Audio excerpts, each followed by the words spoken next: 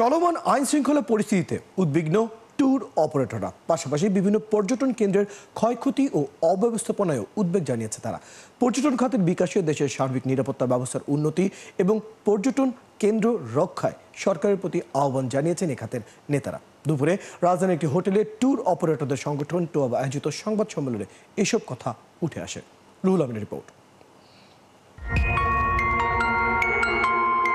সম্প্রতি সিলেটের অন্যতম পর্যটন কেন্দ্র ভোলাগঞ্জের সাদা পাথর নিয়ে ঘটে গেল নজিরবিহীন কাণ্ড। দিনে দুপুরে পাথর লুট করে মুমূর্ষ করে ফেলা হয় দর্শনীয় স্থানটি। হাওরে চলছে এখন হাউসবোট বিলাস।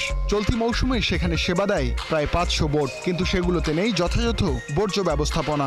আরেক পর্যটন কেন্দ্র সেন্ট মার্টিনে চলছে সরকারের নানা বিধিনিষেধ। এ তো গেল অব্যবস্থাপনা।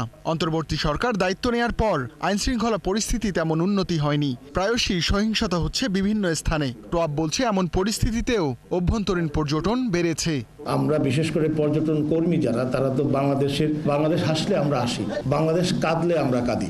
বাংলাদেশের আপনাদের মতো আমরা খুব বাংলাদেশ নির্ভর। বাংলাদেশ যদি সুস্থ মেজাজে থাকে তাহলে বিদেশি পর্যটক বাংলাদেশে আসবে, দেশি পর্যটক এক জায়গা থেকে আরেক জায়গায় যাবে। সেই কারণে বাংলাদেশের স্থিতিশীলতা আমাদের একটা খুব বেশি চাওয়া। এমন পরিস্থিতিতেই অক্টোবরে ঢাকায় হচ্ছে আন্তর্জাতিক পর্যটন মেলা, যেখানে 20টি দেশের পর্যটক ও পর্যটন উদ্যোক্তাদের আনতে চায় টোয়াব।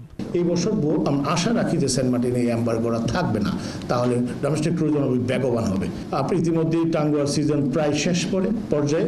আমাদের সুন্দরবন সেপ্টেম্বর থেকে শুরু হবে, সেন্ট মার্টিন অক্টোবর থেকে শুরু হবে, হিল স্টেশন আর নর্থ বেঙ্গল সারা বছরই চলে। আশা রাখি এই বছরও আমরা ডোমেস্টিকে খুব বেশি পর্যটকের সমাগম পাবো। এটা নিয়ে এত ন্যাশনালি কাজ হয়েছে, কথা হয়েছে, এটা যারা করেছে এটা একটা দুর্বৃত্তায়ন হয়েছে, এটা আপনারা জানেন, এবং সেটার জন্য অ্যাকশনও হয়েছে। এটা কাউকে এককভাবে দায়ী করা যাবে না এই মুহূর্তে। তবে সকলেরই, আমি মনে করি এই বাংলাদেশের পর্যটন বাঁচানোর দায়িত্ব আমাদের সকলের। সেটা এককভাবে কোনো প্রতিষ্ঠানকে কাউকে দায়ী করা যাবে না, আমাদের সকলের, সেখানকার স্থানীয় জনগণের। বিশ্ব অর্থনীতিতে ট্যুরিজম খাতের অবদান 10 ভাগের বেশি, আর বাংলাদেশে 4 ভাগেরও কম, যদিও এদেশে আছে অসংখ্য দর্শনীয় স্থান। আমাদেরকে দায়িত্বশীল না হলে আমাদের। রুহুল আমিন, 71, ঢাকা।